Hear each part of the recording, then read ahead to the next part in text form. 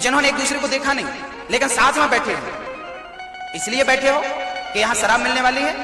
नहीं, शराब आपको इतनी देर तक बिठा ही नहीं सकती। अरे बिठा सकती है तो भगवान की कथा आपको इतनी देर बिठा सकती है। तो बताइए कि शराब ज्यादा पावरफुल है कि भगवान की कथा ज्यादा पावरफुल है?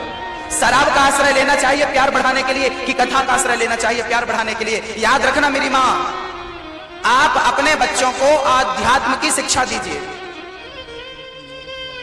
यदि आपके बच्चों के अंदर आध्यात्म है, आपके बच्चों के अंदर आध्यात्म है, तो मैं कह सकता हूं कि आपके बच्चों को शराब की जरूरत नहीं पड़ती, क्योंकि आध्यात्म शक्ति इतनी पर्याप्त होती है कि उसे किसी और की ताकत लेने की जरूरत नहीं पड़ती। वो स्वयं सेल्फ होता है, उसे किसी के आश्रय रहने की आवश्यकता नहीं। आध्यात्म, मैं अकेला रहता हूं ना कमरे के अंदर, वहां भी मैं रहता हूं, क्योंकि मुझे पता है कि मुझे इस सृष्टि में, संसार में भेजा क्यों गया है। मुझे वो कारण पता है। शराब वही लोग पीते हैं जिन्हें अपने जिंदगी का मकसद ही नहीं मिला। आपसे पूछता हूं, आप जिंदगी जी रहे हो, क्या मकसद है आपका? उद्देश्य क्या है? आप जिंदगी जी रहे हो अपनी, बताइए इसका उद्देश्य क्या है? कहिए क्या? बोलो ना मेरी माँ, मैया, ओ मैया, क्या उद्देश्य? पेट भर खाना, ढेर सारा पैसा कमाऊंगा और पूरा कमरे में पैसा भर लूंगा, और जब भर जाएगा तब मोदी जी नोट बंद कर देंगे, फिर मैं झोले में भर भर के फेंकता रहूंगा। क्या उद्देश्य है आपका? नोटबंदी हुई, कितना पैसा लोगों ने जलाया, कितना पैसा लोगों ने पानी में बहाया। अरे उन्होंने जीवन में कोई अच्छे कर्म कर लिए होते तो उनका लोक और परलोक दोनों बन जाता। पैसे को सही जगह पर लगाया होता तो दो लोक परलोक दोनों बन जाते। बताइए आपके जीवन का उद्देश्य क्या है? पैसा कमाना? तो पैसा तो वैश्या भी कमाती है, याद रखिएगा। यदि पैसा कमाना आपका उद्देश्य है इस जिंदगी में, तो पैसा तो शरीर बेच करके वैश्या भी कमाती है। इसका अर्थ है कि हमारा उद्देश्य पैसा कमाना, तो क्या बच्चे पैदा करना उद्देश्य है? इस संसार में हम बच्चे पैदा करने आए हैं। यदि बच्चे पैदा करना उद्देश्य है तो सुअर और बिल्ली और कुत्ता बिल्ली भी बच्चे पैदा कर लेते हैं। कुत्ता बिल्ली पशु पक्षी जितने भी हैं सब बच्चे पैदा करते हैं, वो भी बच्चे पैदा करते हैं, हम भी बच्चे पैदा करते हैं। वो भी पशु पक्षी भी सोते हैं, हम भी सोते हैं। वो सोते हैं, हम सोते हैं, वो बच्चे पैदा करते हैं, हम बच्चे पैदा करते हैं। अरे वो पेट भर खाते हैं, सुअर खाता है कि नहीं, कुत्ता खाता है कि नहीं, वो खाते हैं, हम खाते हैं। बताइए 3 काम है जो वो भी करते हैं और आप भी करते हैं। ऐसा चौथा काम बता दीजिए कि सिर्फ आप ही कर सकते हो, वो नहीं कर सकते। आत्मकल्याण, आत्मकल्याण केवल मनुष्य कर सकता है, ईश्वर को प्राप्त मनुष्य कर सकता है। कुत्ता बिल्ली पशु पक्षी परमात्मा को नहीं पा सकते। यहाँ हम आत्मकल्याण करने आए हैं, ना कि भोग भोगने आए हैं, ना कि बच्चे पैदा करने आए हैं, ना कि पेट भर के खाने आए हैं। अरे आप तो कमाते हो, फिर भी कहते हो कि पेट के लिए कमा रहे हैं। बहुत सारे साधु संत नहीं कमाते, उनकी भी दाल रोटी। अभी सिंहस्थ लगा था, लाखों की संख्या में संत थे। कौन सा काम धंधा करते हैं? क्या भूखे मर गए सब? पालनहार भगवान है। चिड़िया से लेके, चींटी से लेके हाथी तक का भरण पोषण वो करता है। तो क्या हमारा और आपका नहीं करेगा? विश्वास तो रखो। उद्देश्य क्या है आपका? इस जिंदगी का लक्ष्य क्या है आपका? ये आपको पता होना चाहिए कि हमारी मंजिल क्या है। लोगों को यही नहीं पता, इसलिए वो भटक जाते हैं। कोई शराब पीता है, कोई परिस्त्री का संग करता है, कोई चरित्रहीन हो जाता है। क्या क्या चल रहा है मुझे बतलाने की आवश्यकता बिल्कुल नहीं है। लोग किस दिशा में जा रहे हैं? कथा सुना करिए। आध्यात्म सबसे ऊंचा है। जुड़िए परमात्मा से। और रही आपके घर की बात, तो मेरी मां, यदि आपके घर में बहुत झगड़ा होता है, पति से, पत्नी से, सासू मां से, बहू से, जेठानी से, देवरानी से, सबके घर में झगड़ा होता है। बोलिए जरा किस किस के घर में झगड़ा होता है? आज मैं झगड़ा समाप्त करके जाऊंगा। आज मैं आपके घर के झगड़े को समाप्त करूंगा। मैं आपसे वादा करता हूं। पहले ये बताओ, झगड़ा किस किस के घर में होता है? नहीं होता आप लोगों के घर? मतलब मत नहीं बताऊं मैं? तो आप तो झगड़ा भी करते हो और स्वीकार भी नहीं करते हो कि हम झगड़ा करते हैं। मतलब हम झगड़ा कर रहे हैं लेकिन हम इस बात को मानेंगे नहीं कि गलती हमारी है। उठाओ जरा हाथ। होता है झगड़ा आपके घर में? चलो अब उपाय सुनो।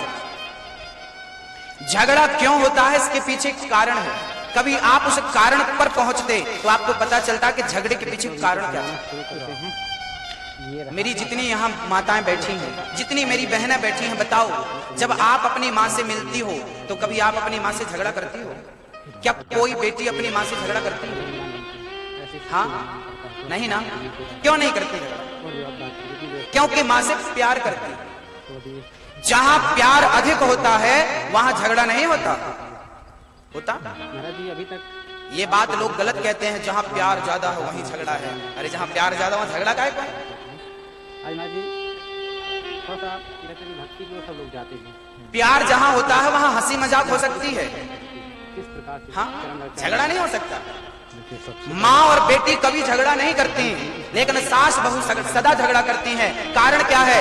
माँ बेटी के बीच में प्रेम की अधिकता है और सास बहू के बीच में प्रेम की कमी है, इसलिए झगड़ा होता है। प्रेम की कमी जहां होती है वहां झगड़े का जन्म होता है। अरे गंदा पानी जहां होगा वहां मच्छर होंगे। हमारे जीवन में कोई संत बोलिए, हरि कृपा। गंदा पानी जहां इकट्ठा होगा वहां कौन होगा? जहां गंदा पानी इकट्ठा होगा वहां मच्छर होंगे, और जहां प्रेम की कमी होगी वहां झगड़ा होगा, वहां कलह होगा, वहां कलयुग होगा। तो इसीलिए कहते हैं कि कलयुग होगा। सत्संग विवेक न हुई। इसलिए जितना प्रेम अपनी माँ से करती हो ना, उतना ही प्रेम अपनी सासू माँ से भी किया करो। परमात्मा की ओर बढ़ सके। जितना प्रेम एक माँ अपनी बेटी से करती है उतना प्रेम अपनी बहू से किया करो, क्योंकि प्रेम की कमी है तो झगड़ा। पति पत्नी का तलाक क्यों हो जाता, डिवोर्स क्यों हो जाता? संसार में 5 रत्न है सार। यह संसार क्योंकि प्रेम की बहुत प्यार है पति पत्नी के बीच में। तो चलो मजाक मजाक में तलाक लेते हैं। होता है क्या? होता है? कोई ऐसी मजाक करता है, चलो मजाक करे तलाक ले लो। जहां प्रेम की कमी हुई पति पत्नी के बीच में, झगड़ा चालू हुआ, अलग हो जाओ। रास्ता आपका पति आपके लिए क्या है? जब हम भगवान के शरण में जाते हैं तो तन मन धन सब हस्बैंड है, घर परिवार सब। तो जब सब कुछ अर्पण कर दिए तो शौहर नहीं लगानी चाहिए। हम गुरु के ही बुद्धि या के पति, गुरु के मत के अनुसार चलते। कौन है? इसलिए तो कहते हैं सदगुरु की गति हृदय। एक चर्चा मैंने सुनी थी, बहुत बढ़िया लगी, आपको भी सुना देता हूँ। सो शिष्य रहनी गहनी सुख लहे। एक लड़का और एक लड़की ने प्रेम विवाह कर लिया, दोनों की पसंद से, माँ बाप भी राजी थे, दोनों ने शादी की और बड़े प्रेम से रहने लगे। तीसरा था जिसने शादी कराई थी, क्योंकि वो एक दूसरे को प्रेम करते थे और घर में मम्मी पापा तैयार नहीं थे, तो वो तीसरा था, लड़के का दोस्त था। उसने मम्मी पापा को, दोनों पक्ष के माता पिता को मनाया था और मना करके दोनों की शादी कराई। शादी के 2 साल तक तो बहुत बढ़िया चला। एक दिन फोन आता है लड़की का, उसके पास जिसने शादी कराई थी वो तीसरा व्यक्ति। सुनिए, हम अपने पति से हम तलाक लेना चाहते हैं, हम इनके साथ रहना नहीं चाहते। दंग रह गए, अरे राम राम, ये तो बहुत प्यार करते थे एक दूसरे को, इन 2 सालों में ऐसा क्या हुआ? वो घर आया, घर आकर के बैठा और उसी समय उस लड़की का पति भी आ गया। पति इस तरफ बैठा, पत्नी इस तरफ बैठी और वो बीच में बैठा और बोला कि हुआ क्या? पर दोनों एक दूसरे को देखना भी नहीं चाह रहे थे, दोनों एक दूसरों को ऐसा देख रहे थे मानो खा जाएंगे। दूध का दूध और पानी का पानी। इसको लगा कि बात तो कुछ गड़बड़ है, तब तो ये एक दूसरे को देखना भी, अभी एक दूसरे के बिना रहते नहीं थे और अब एक दूसरे को देखना पसंद नहीं कर रहे हैं, कुछ तो गड़बड़। जो लड़की बोली हमें तलाक दे दो, जल्दी दिला दो, कागज हमने तैयार कर रखे हैं, साइन भी कर दिए, इनसे कहिए कि जल्दी अपना काम कर। जो गलत है जो सही है। तीसरा व्यक्ति बहुत समझाया पर समझ में नहीं आई, जाने लगा, ठीक है हम तलाक दिला देते हैं आपको, लेकिन एक शर्त है। शर्त यह है कि पहले ये बताओ कि ये तुम्हारी कौन है और ये तुम्हारा कौन है। जो अगर झूठ है, पुरुष बोला ये मेरी पत्नी, पत्नी बोली ये मेरे पति। तीसरे आदमी ने तलाक के कागज फाड़ दिए, बोले तुम लोगों का कभी तलाक हो ही नहीं सकता। बोले क्यों नहीं हो सकता? बोले यदि तुम इसके शौहर होते तो तलाक हो जाता, तुम इसके हस्बैंड होते तो तलाक हो जाता, क्योंकि इंग्लिश बोलने वाला हस्बैंड बोलता है और उर्दू बोलने वाला शौहर बोलता है। तो उर्दू की भाषा में रिश्ते तोड़ने की व्यवस्था है तलाक तलाक तलाक। आप तलाक तलाक कहे तो रिश्ते टूट जाएंगे, इंग्लिश में रिश्ता तोड़ने की व्यवस्था है, डिवोर्स कह दो रिश्ता टूट जाएगा। लेकिन पति और पत्नी के बीच में रिश्ता बनने की गुंजाइश तो है। लेकिन हिंदी साहित्य उठाकर देख लो, एक भी शब्द ऐसा नहीं मिलेगा जिसको कह करके रिश्ता तोड़ दिया जाए। मिले तो आप कहो। उर्दू में तलाक कहते हैं, इंग्लिश में डिवोर्स कहते हैं, हिंदी में क्या कहते हैं? इंग्लिश में रिश्ते टूटते हैं, उर्दू में रिश्ते टूटने की व्यवस्थाएं हैं, पर हिंदी में यहां पति और पत्नी दोनों अग्नि के फेरे लेते हैं। अग्नि के फेरे लेकर विवाह करने की परंपरा केवल सनातन परंपरा है। यहाँ गांठ जोड़ी जाती है, यहाँ रिश्ते बनाए जाते हैं, यहाँ बंधन में बांधा जाता है, यहाँ खोला नहीं जाता, यहाँ तोड़ा नहीं जाता। ये हिंदी नहीं है। केवल आप हिंदी भाषा को केवल हिंदी समझने की भूल ना करें। हिंदी भाषा हिंदी तो है ही, साथ में ये हमारी संस्कृति भी है और ये हमारा संस्कार भी है। को तो सिर्फ भगवान की सेवा में ही समर्पित करना चाहिए। ये 5 मिनट का संदेश है। मैं जब 5 मिनट पूरे हो गए, धड़ाम से गिर गया, तब मेरी माँ ने आकर मुझे जगाया, बेटा उठ, सुबह हो गई, अभी तक सो रहा है। आंख खोली तो देखा कि मैंने जो देखा वो सपना था। लेकिन सपना नहीं भक्तों, मुझे लगा कि भगवान ने मुझे कुछ समय की मोहलत दे दी है कि जा अपने जिंदगी को फिर से एक नई तरीके से जी। एक व्यक्ति का बुलावा आ गया, पता नहीं हमारा कब आएगा और आपका कब आएगा। जब आएगा तो आइए कल्पना करते हैं हम क्या कहेंगे यमराज से।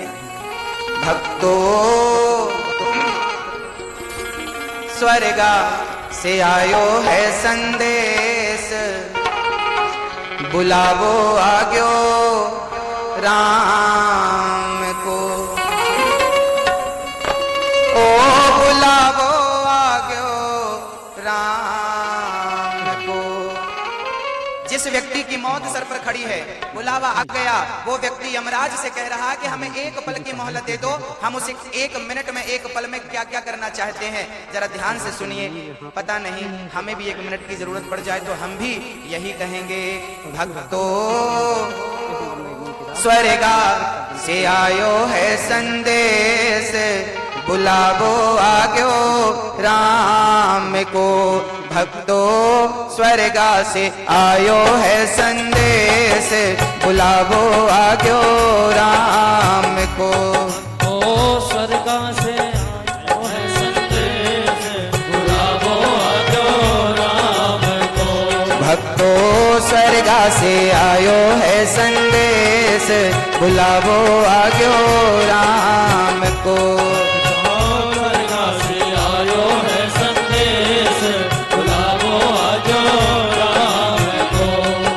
बुलावो आग्यो राम को। बुलावो आग्यो राम को। हाँ बुलावो आग्यो राम को।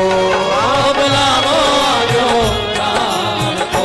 भक्तों स्वर्गा से आयो है संदेश, बुलावो आग्यो राम को। भक्तों स्वर्गा से आयो है संदेश, बुलावो आग्यो राम को। पहला बुलावा आया, दादाजी कहने लगे, हे यमराज जी 1 मिनट की मोहलत दे दो, 1 मिनट का समय दे दो। क्या कहते हैं दादाजी? 1 मिनट की मोहलत दे दो, करूं बेटा से बात। 1 मिनट की मोहलत दे दो, करूं बेटा से बात। 1 मिनट की मोहलत दे दो, करूं बेटा से बात। 1 मिनट की मोहलत दे दो, करूं बेटा से बात। 1 मिनट की मोहलत चाहिए हमें और कुछ नहीं।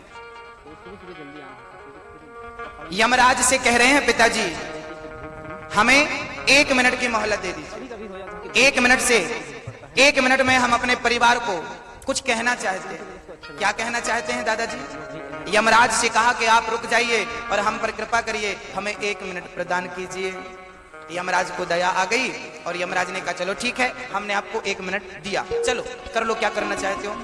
दादाजी ने तुरंत अपने दोनों बच्चों को बुलाया और बच्चों से कहा 1 मिनट की मोहलत दे दो, करूं बेटा से बात। भाई भाई प्रेम से रहना, भाई भाई प्रेम से रहना, जाना है सबको उसके पास, बुलावो आग्यो राम को।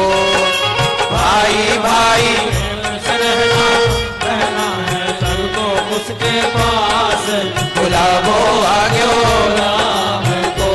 ओ बुलावो आग्यो राम को, बुलावो आग्यो राम को। भक्तो स्वर्गा से आयो है संदेश, बुलावो आग्यो राम को। भक्तो स्वर्ग से आयो है संदेश, बुलावो आग्यो राम को। यह दिख रहा है तन किसी का है दिया। तो दोस्तों यहाँ एक पंक्ति और है इसमें, तो फिर जिए कैसे, क्या करें? तब कहते हैं जग की सेवा खोज अपनी, जग की सेवा खोज अपनी, प्रीत हरि से कीजिए। जिंदगानी जिंदगी का राज है यह, जान कर जी लीजिए। यही राज है इस जिंदगी का। दोस्तों पानी की व्यवस्था, तो पानी की यहाँ व्यवस्था है, इस कारण से स्थान थोड़ा सा और अच्छा लगता है। और वहीं संत लोग तपस्या करते हैं जहाँ पानी की व्यवस्था होती है। तो दोस्तों इस प्रकार का कुछ स्थान बना हुआ है, आप सामने देखेंगे। ये रास्ता आया हुआ है जहाँ से हम लोग आए हुए हैं अभी। क्या कह रहे थे हम? जैसे आप लोग जिंदगी का राज बता रहे थे। तो यहाँ केले के बहुत सारे, तो जिंदगी का राज क्या है? और जग की सेवा, सबकी सेवा करो, खोज अपनी, अपनी खोज करो। संतों की कुटिया बनी हम संसार को खोजते हैं, हुई है, जहाँ से पानी दूसरे को जानने में, दूसरे को परखने में लगे रहते। खुद को जानते हो, खुद कैसे हैं हम? छोटे से खुद को खोजो, खोज अपनी, जग की सेवा खोज अपनी। और तीसरा काम प्रीत हरि से कीजिए। रोटी स्नान कर रहे हैं। प्रेम संसार से करो, लेकिन ममता, ममता किसी से मत दोनों का ठंड रहता है करो, ममता केवल हरि से नहीं करो। है ना। श्री सूरदास जी महाराज कहते हैं बिन गोपाल को नहीं अपनो, जासों प्रीरत रही हैं, ठंडी में ऊपर मन पंछी उड़ जाई हैं, जादिन मन पंछी उड़ जाई। जय श्री राम महाराज जी। गोपाल जी के बिना कोई अपना नहीं है, जासों कीरत नहीं है। तो जग की सेवा खोज अपनी, प्रीत हरि से कीजिए। जिंदगी का राज है, यही जिंदगी का राज है, जानकर जी लीजिए। साधना की राह पर जंगल से भी निकाले साधन किसी का है दिया, मैं नहीं मेरा नहीं यह तन किसी का है। जब ये पौधों से निकालते हैं तो चार अद्भुत चार पंक्ति, के पौधे। पूज्य पिताजी बहुत गाते हैं इसके अपनी जब दाने कथाओं में, निकलते हैं तो उसको बोलते उन्हीं हैं से सुना चिरंजीव। गया। आपने अक्सर ये मेयो एक हमारे ब्रज के बड़े अच्छे कवि थे, उनका नाम था बिंदु जी। तोड़ के दिखा दें वो भी पिताजी महाराज के प्रिय बीज निकलता है ये लेखक हैं, वाला। रामायण के वक्ता थे। अंग्रेजों के, मुस्लिमों के, अंग्रेजों के जमाने के बीच में उनका और ये दोस्तों अवतरण बहुत हुआ महंगी था। बिकती है। उन्होंने एक किताब लिखी, उसका नाम है मोहन मोहिनी। ये इतनी बड़ी इसको है। ऐसे ऐसे पद हैं उस किताब में, आप बताना तो कि कोई व्यक्ति सुन ले चिरंजीव का तो इसका आनंदित हो जाए।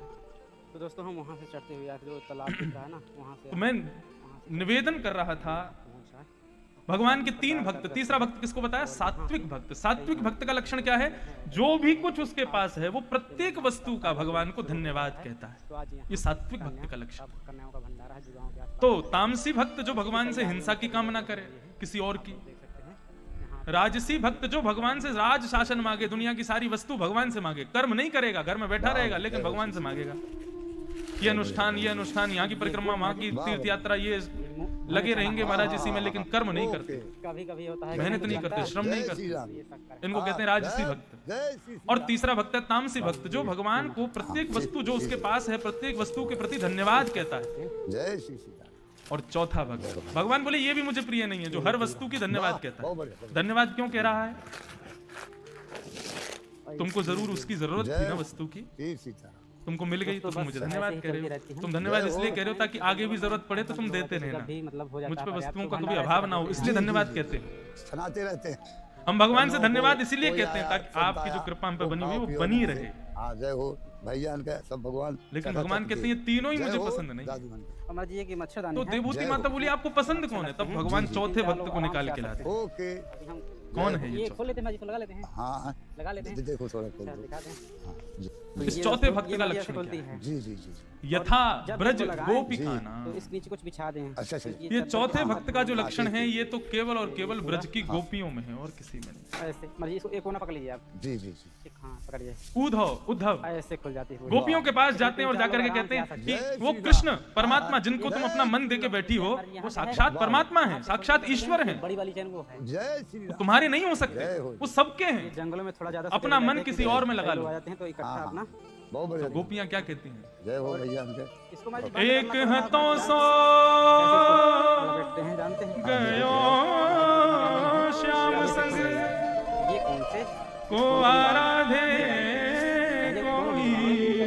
हाँ हाँ अब इसको पहले ऐसे उधो ये एक उल्टा कर लेना है। मन न इसके अंदर इसको डाल रहे देना। दस बीस अब इसको ऐसे पकड़ना है, इसको जोर से अंदर की ओर दबाना। मन न रहे। इसको दबाई रखिए आप, कहीं ना गोपियां क्या कहती हैं भगवान से? ऐसे धर जाती है और उद्धव इसके अंदर फोल्ड रहेगा। कोई हमारे पास कोई 10-20 मन है क्या? एक उसको दे दिया, उसको इसको दे दिया, इसको भी दे दिया, उसको भी दे दिया, ले तू भी रख ले। एक ही तो मन है। अभी थोड़ा सा गोपियों का उत्तर सुनो। हमारा मान लो आप समझिए। उद्धव एक ही मन है हमारे पास, देखिए दोस्तों, और वो मन भी कृष्ण अपने साथ लेकर के चला गया।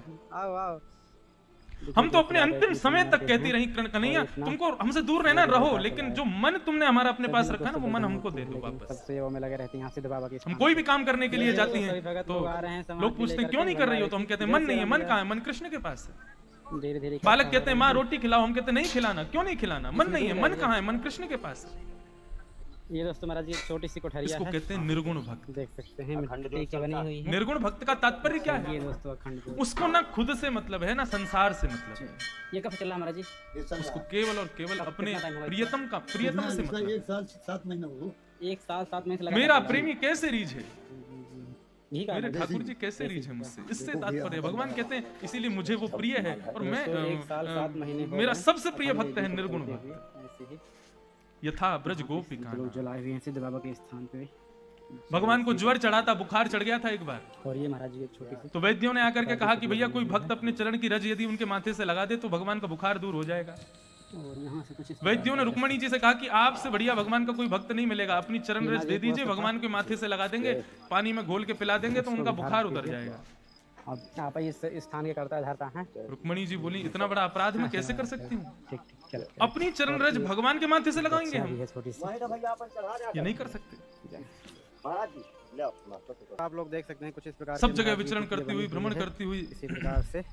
और यहाँ भी कुछ टीन का लगा हुआ है, यहाँ भी नारद जी महाराज पहुंचे अम्मा जी, अभी ब्रजमंडल। यहाँ सबने मना इस कर क्या दिया कि हम देखते चरण रज नहीं देंगे, जरूर टीना का जरूरत है। लेकिन तभी एक ब्रज की गोपी नारद जी को देखती है और पूछती है कि नारद जी आप दुखी क्यों हैं, क्या बात है? तब नारद जी कहते हैं भगवान को ज्वर चढ़ा है और वैद्यों ने कहा है यदि कोई परम वैष्णव भक्त अपनी चरण की रज देगा तो वो चरण रज लगाने से ठाकुर जी का ज्वर दूर होगा। लेकिन कोई भी देने को तैयार नहीं है अपनी चरण की रज। अपनी चरण रज भगवान को कौन देगा? तभी गोपियां बोली अरे रुको, अभी रुको। तुरंत गई और यमुना जी में अपने पैर गीले किए, ब्रज की रज को अपने पैरों से लगाया और अपने पैरों को घिस घिस करके एक पोटला बना करके और नारद जी को दे दिया। बोले खूब सारी रज है, कन्हैया के माथे से लगा देना, छाती से लगा देना, पानी में घोल करके काढ़ा बना के पिला देना, और बची हुई रज जो है उसको रख देना, फिर कभी बुखार आवे, खांसी जुकाम हो जाए तो ये देते रहना उसको। नारद जी महाराज कहने लगे आपको पता है आप क्या कर रही हैं? भगवान को अपनी चरण रज देने का, भगवान की तरफ चरण करके बैठना, भगवान की तरफ कमर करके बैठना, उसका अपराध इतना होता है कि नरकगामी हो जाता है व्यक्ति। और आप अपनी चरण रज दे रहे हो भगवान को, आपको पता है कितने वर्षों के लिए नरक जाना पड़ेगा? गोपियां कहने लगी यदि इस रीति से हमारे कन्हैया के, हमारे श्याम सुंदर की पीड़ा दूर होती है, उनका ज्वर दूर होता है, और इस रीति से वो स्वस्थ हो जाते हैं, लेकिन हमको नरक जाना पड़ता है, तो हमें नरक जाना स्वीकार है नारद, लेकिन अपने ठाकुर को कष्ट में देखना स्वीकार नहीं है। अपने प्रियतम को कष्ट में देखना स्वीकार नहीं है, स्वयं नरक चले जाएंगे।